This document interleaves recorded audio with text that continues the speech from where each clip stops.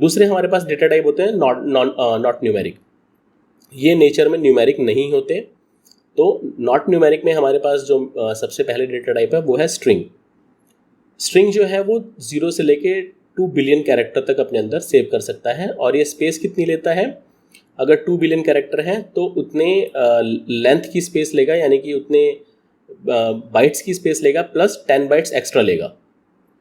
जितना भी इस कैरेक्टर की स्ट्रिंग के हम वैल्यूज लेते जाएंगे उतना तो लेगा ही, प्लस 10 बाइट्स एक्स्ट्रा लेगा उसके बारे में और देखने समझने के लिए, या उसमें बाद में एडिशन वगैरह करने के लिए। तो स्टैंडर्ड है। आइए एक बार स्ट्रिंग का हम यूज़ करके देख लेते हैं। New var as string. अब हम न्यू वेर को जो वैल्यू असाइन करेंगे, ध्यान रखिएगा स्ट्रिंग को जब भी हम वैल्यू असाइन करेंगे वो डबल इन्वर्टेड कॉमास में होनी चाहिए।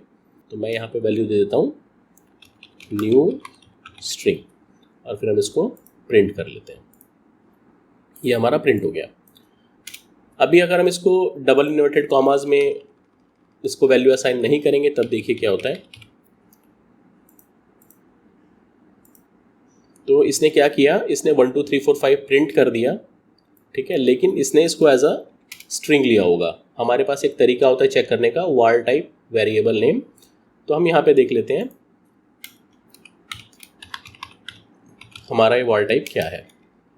इसको हम debug डॉट प्रिंट में देख लेते हैं। debug dot print var type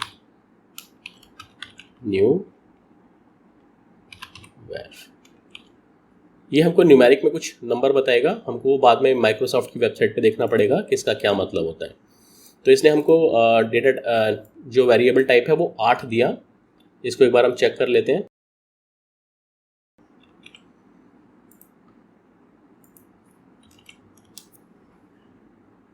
okay, तो 8 नंबर हम देखेंगे तो ये स्ट्रिंग होता है।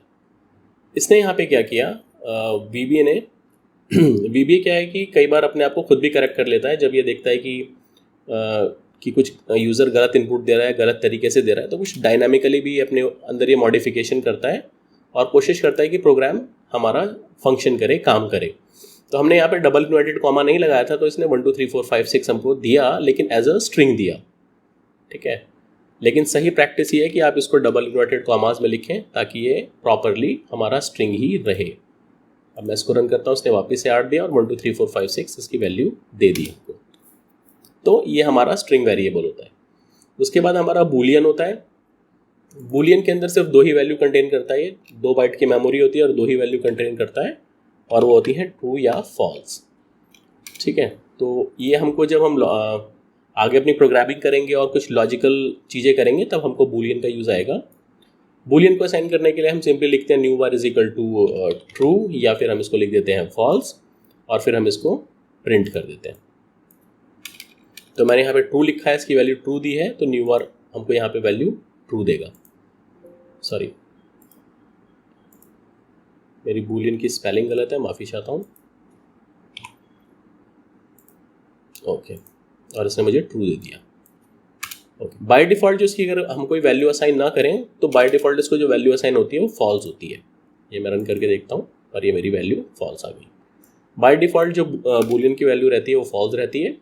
अगर हमको ट्रू करना है तो हमको इसको वो ट्रू की वैल्यू असाइन करनी पड़ेगी, तो हमारी बात आगे बढ़ेगी। उसके बाद जो हमारी वैल्यू आती है वो है डेट।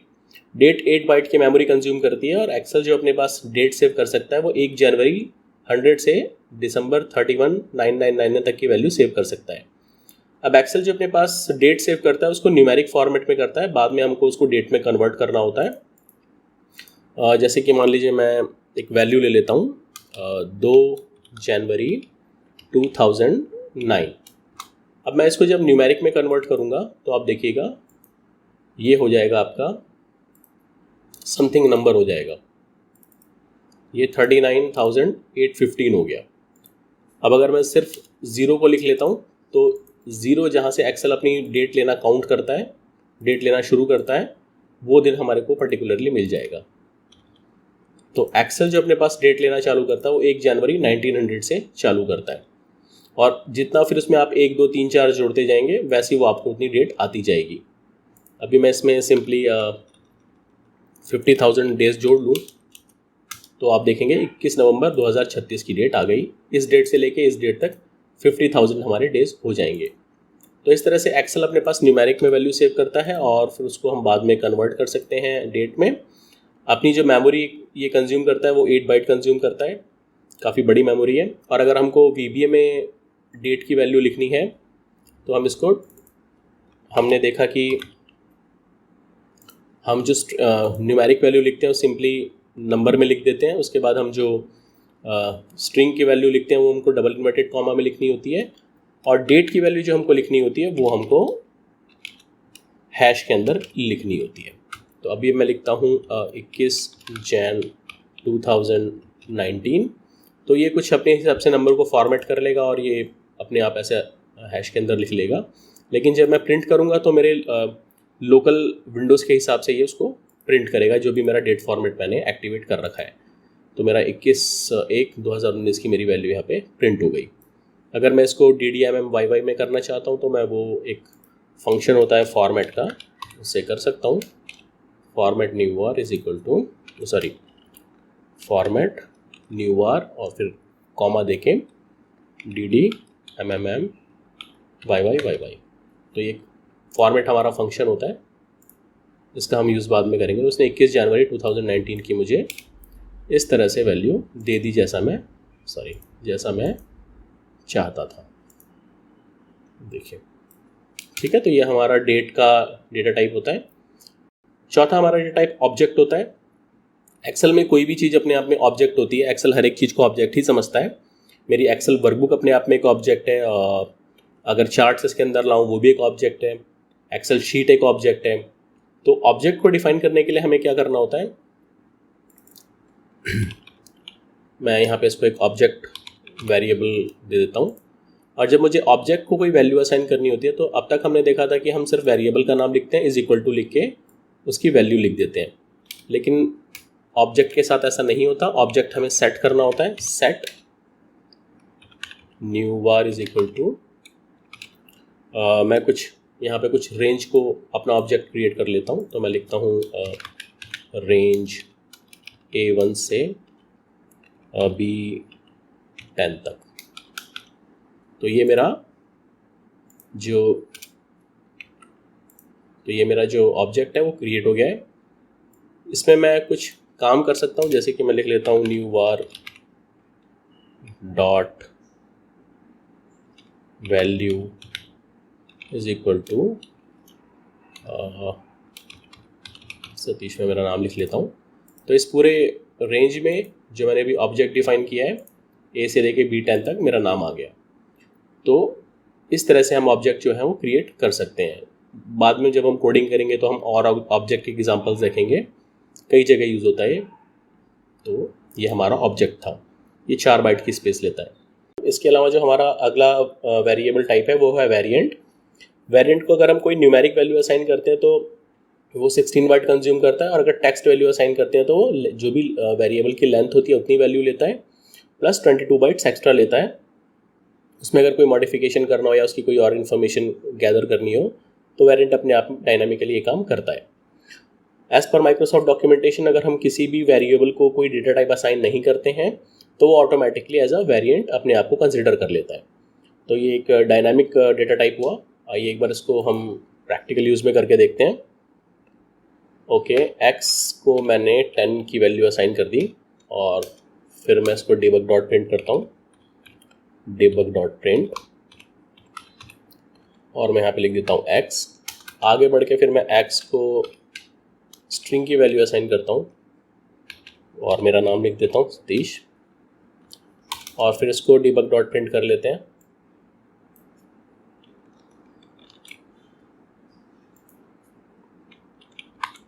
और फिर मैं x को एक डेट की वैल्यू असाइन करता हूँ, x is equal to 10 Jan 2019, और फिर से इसको वापस से debug डॉट प्रिंट कर लेते हैं। ओके, अभी हम एक काम करते हैं, debug डॉट प्रिंट के अलावा हम इसके वेरिएबल टाइप्स भी देखते जाते हैं कि इसको क्या क्या वेरिएबल टाइप असाइन हो रहे हैं। एज पर माइक्रोसॉफ्ट डॉक्यूमेंटेशन इसको वेरिएंट डेटा टाइप असाइन होना चाहिए। देख लेते हैं। debug dot print. ऐसे एक्सेल में धीरे धीरे जो नए नए वर्जन्स आते जा रहे हैं उसमें काफ़ी मॉडिफिकेशंस होते जा रहे हैं और एक्सेल कई चीज़ें डायनामिकली कन्वर्ट करने लगा है।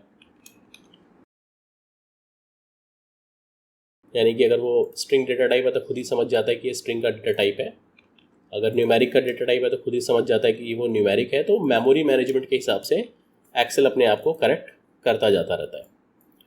तो एक बार हम इसको रन करके देखते हैं। ओके, तो इसने यहाँ पे x की वैल्यू पहली बार में 10 दी और इसको जो डेटा टाइप असाइन किया वो 2 किया। तो as per Microsoft documentation 2 integer है, तो इसने जनरली इसको वेरिएंट डेटा टाइप असाइन करना चाहिए था, पर जैसे कि मैंने बताया कि धीरे धीरे एक्सेल अपने आप को अपग्रेड करता जा रहा है और डायनामिकली वैल्यूज़ को चेक करके उनको वैसा डेटा टाइप असाइन करता जा रहा है memory management point of view से। तो ये हमको वहीं देखने को मिल रहा है।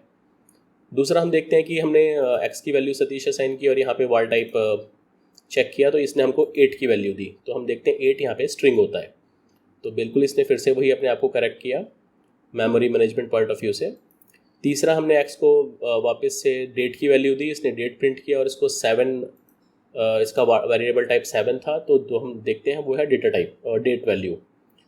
तो पहले ऐसा होता था एक्सेल के पुराने वर्जन्स में कि वो सबको वेरिएंट डेटा टाइप असाइन करता था, पर अभी पिछले दिनों कुछ जो डेवलपमेंट्स हुई हैं उसमें ऐसा लगता है कि एक्सेल अपने आप को डायनामिकली वैल्यू असाइन कर रहा है। तो ये एक अच्छी बात है memory management point of view से। तो ये हमारे दो तरह के डेटा टाइप्स थे जो हमने देखे, न्यूमेरिक और नॉन न्यूमेरिक।